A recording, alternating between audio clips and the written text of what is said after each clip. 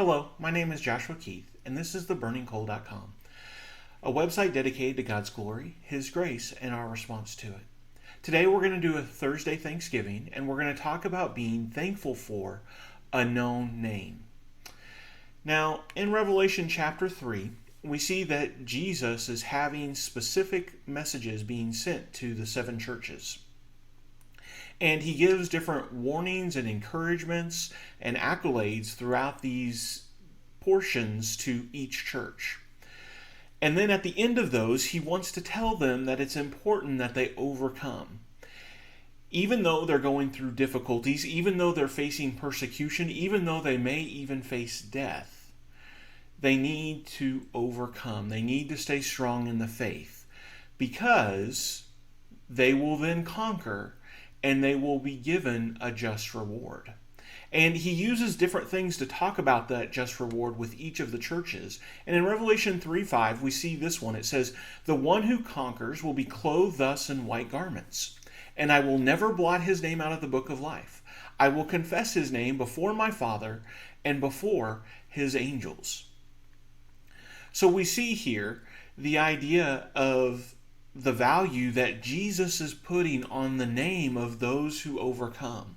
He's going to make sure that their name is maintained in the book of life. And then he even talks about confessing that name before his Father and before the angels. So we see from this a lot of things to be thankful for. First of all, the Lord knows our name. This is even more important when we understand how many people have no clue what our name is. If you think about it, the President of the United States has no idea who I am. My governor has no idea who I am. My senator, my congressman, my mayor doesn't even know who I am. My city council person has no clue who I am. And you could go around and around with even more people. My doctor, if he saw me in the grocery store, would have no idea what my name was.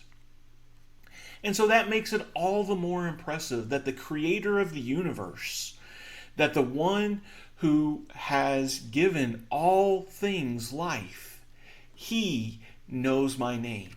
He cares enough about me to know my name, to know who I am, to know about me.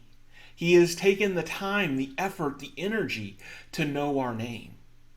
And that's even more impressive whenever you consider how many people that applies to, how many people that God knows who they are.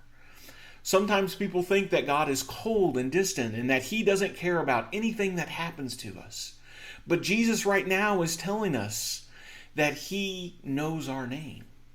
And in fact, if we are faithful, we see that our name is going to be treasured. He's going to defend our name.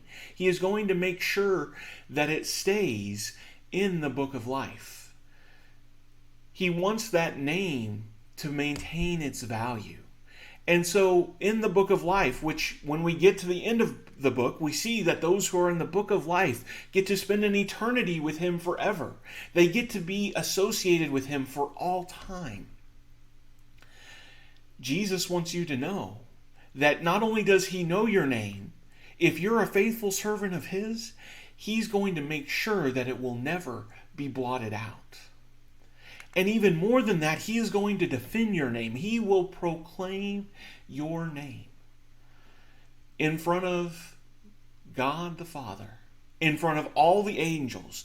On the day of judgment, he will confess you as his servant. He's not ashamed of you. He wants everybody around to know that you are his and he is yours. That's how much he loves your name. And so we should be so thankful to have a God who cares about us enough to not only know our name, but to treasure it and to proclaim it. I hope this lesson blesses you in your walk in his kingdom.